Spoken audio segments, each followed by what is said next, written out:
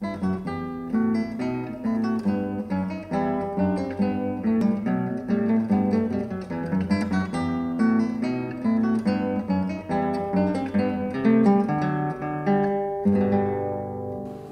housing is affordable housing linked to on-site services that help people stay stable. And this is for people who have mental illness or people with HIV/AIDS or people with other barriers that have made it difficult for them to live on their own in housing. I remember when this building was being erected and there was some skepticism, some, I guess, hesitancy in terms of what was going up.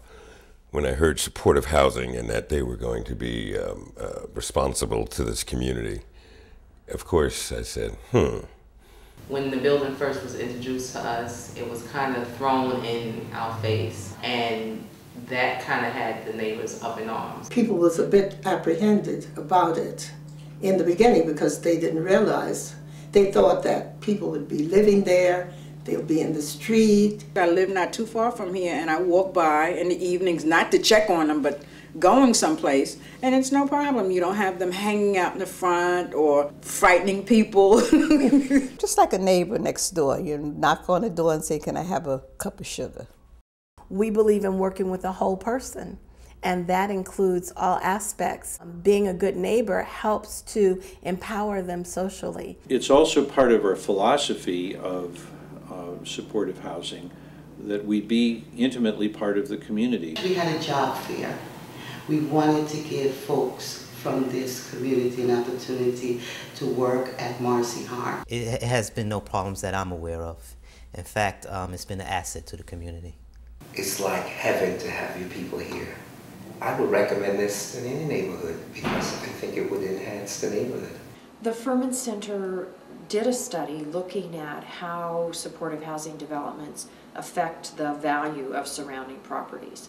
What we found was that after the supportive housing development opened, the prices of those homes closest by rose compared to our comparison group rather than fell. And this is a part of the progress that is bringing back this community.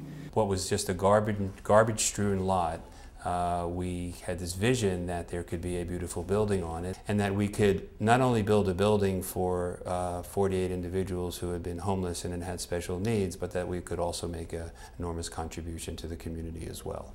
And I think it was a gamble, for lack of a better word, that was well worth it in the long, because it's all been a wonderful experience. Well, if you have any fears about Marcy Hart, you can come and speak to me. It's an asset to our community as well as to society. I certainly would recommend it highly. I remember this block. Grew up right across the street, and this was a rough place at one point back in the 70s and the 80s. And this edifice here, this building here, has become almost an anchor in terms of becoming good neighbors and turning this block around. Well, we work very closely with Reverend Thomas and her organization. You know, we haven't had any issues with it, law enforcement-wise, and so far it's been all positive. I mean, would you call them a good neighbors? That's understating their value and understating their worth. Good design, well run, hasn't created problems. It's important that we reach out to other people and anyone else who needs support. We're all each other's neighbors, and we're basically all each other's brother's keeper. I love living here. This is like heaven to me. This is the best place I ever lived. Quite frankly, I want to know what took them so long to build this place.